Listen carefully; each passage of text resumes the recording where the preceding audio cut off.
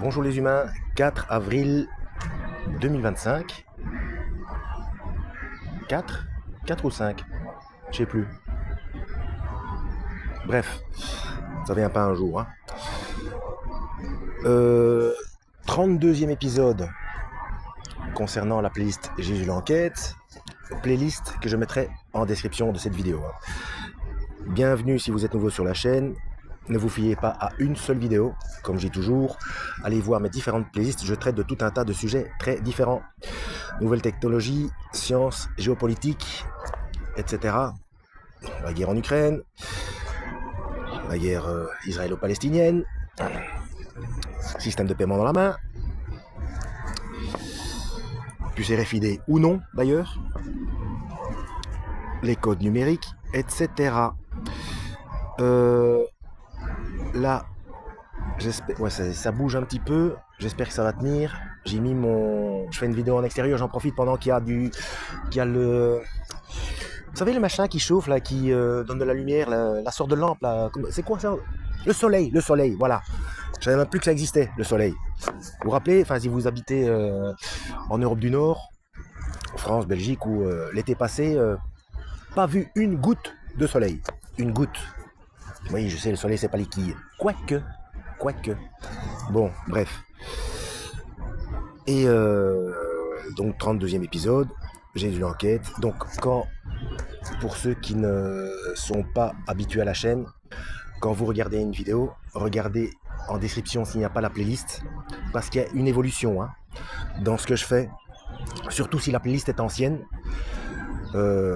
Je commence par donner des informations auxquelles parfois je me vois contraint de me corriger, de rectifier, soit par mes propres découvertes, soit parce qu'on m'a informé. D'ailleurs, merci beaucoup. Pour répondre à Caïn, petite référence biblique, pour ceux qui connaissent l'histoire de Caïn, quand il a dit à Dieu, quand Dieu lui a demandé où est ton frère Abel, suis-je le gardien de mon frère? Pour lui répondre, oui, nous sommes les gardiens de nos frères et sœurs. Voilà, donc égoïsme interdit. Sinon après il faut s'expliquer chez le patron. Bref, et que vous le vouliez ou non, si vous êtes athée, que vous le vouliez ou non, la conscience continue à exister après la vie physique. Et je crois que je vais mettre mon téléphone ailleurs parce qu'avec le vent là sur la selle de mon vélo, je ne suis pas sûr que ça va tenir.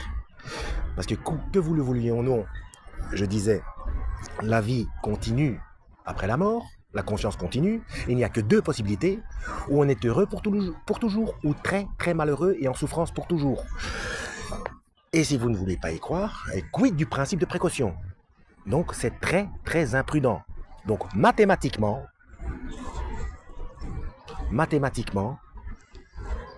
on est prudent et on fait comme si, même si on est sûr qu'il n'y a rien après la mort, on fait comme si il y a une vie après la mort et on va s'intéresser aux instructions de celui qui a expliqué ce qui se passe après la mort et pourquoi il est venu.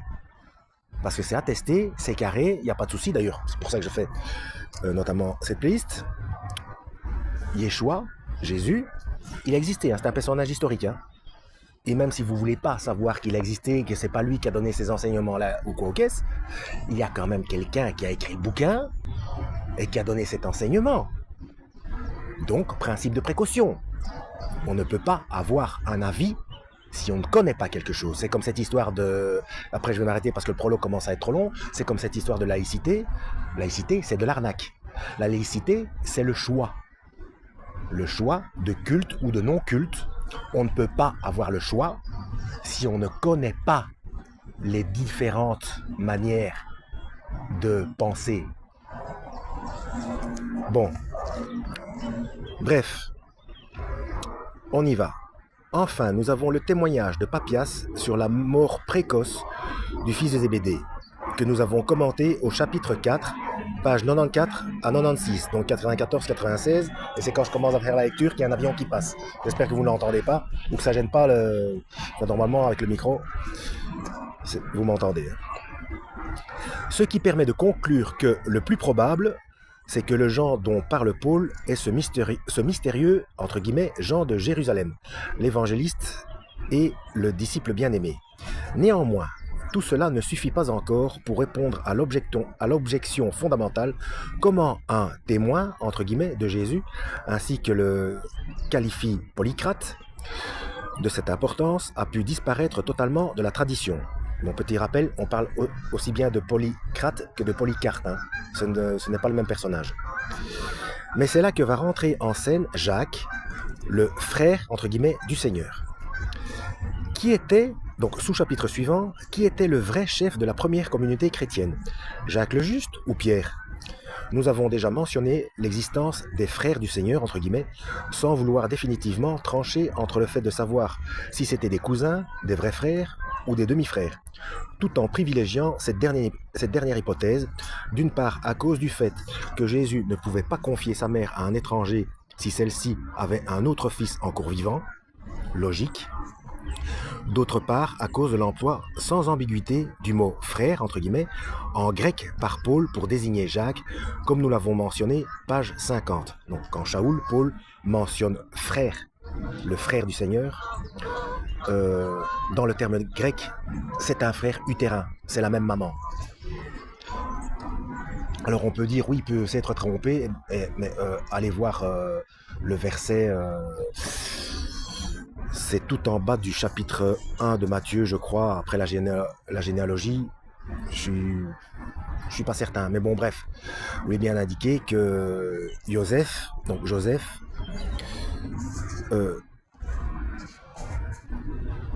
ne connut pas sa femme, donc connaître, c'est-à-dire n'eut pas de relation conjugale avec elle, jusqu'à ce qu'elle ait enfanté son premier-né, Yeshua.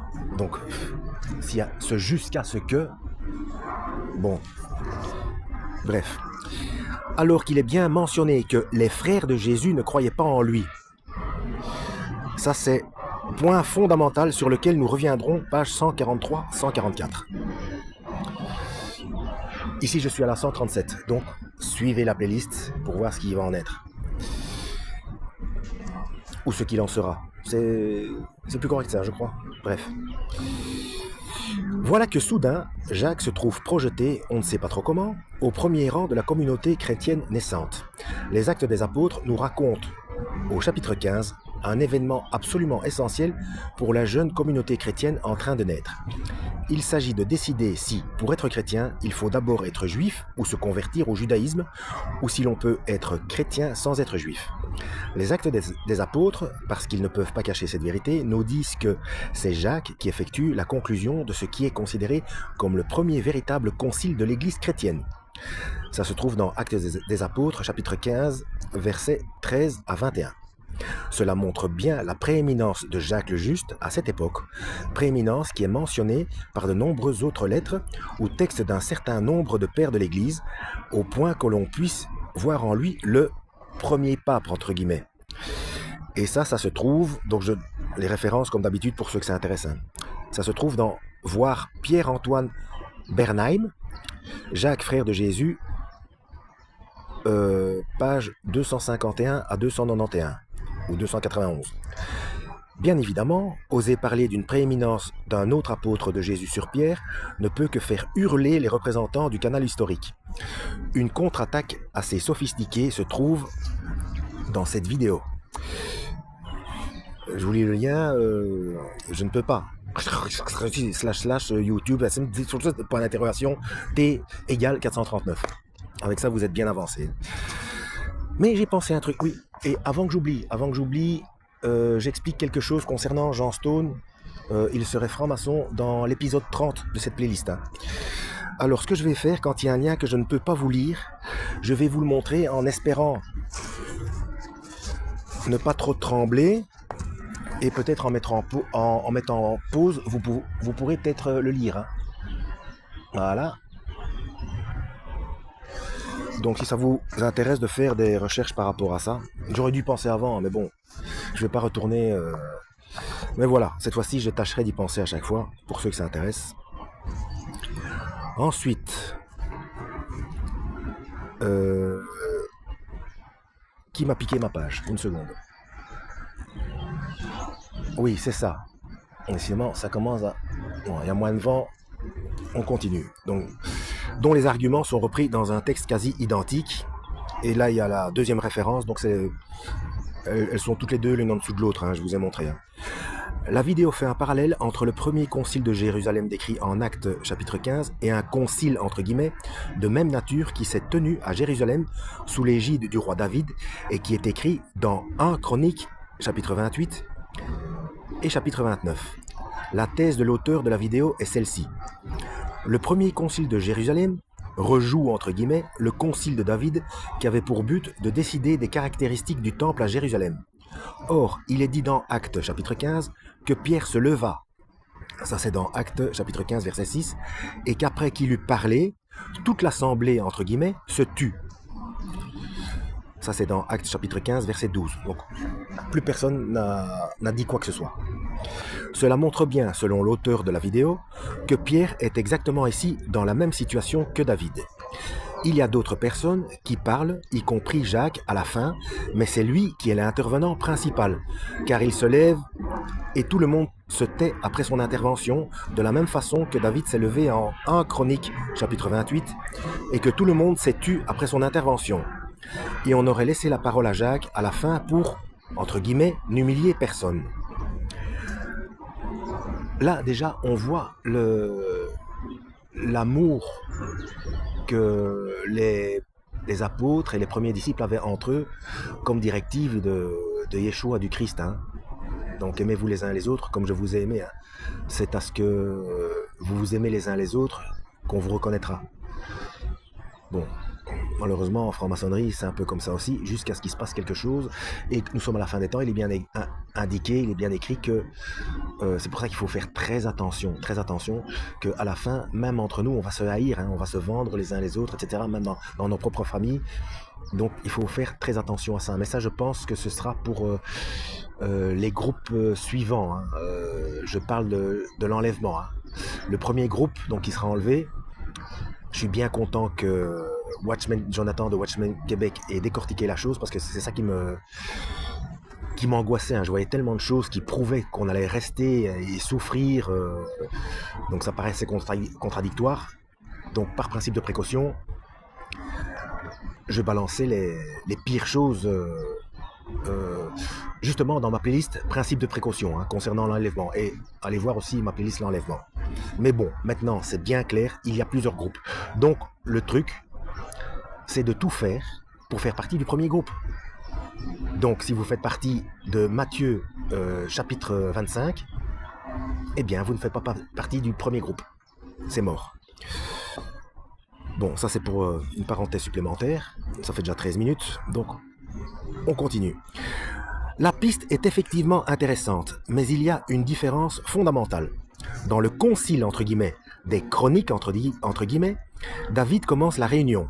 Le roi David se tient debout sur ses pieds et dit « Écoutez-moi ».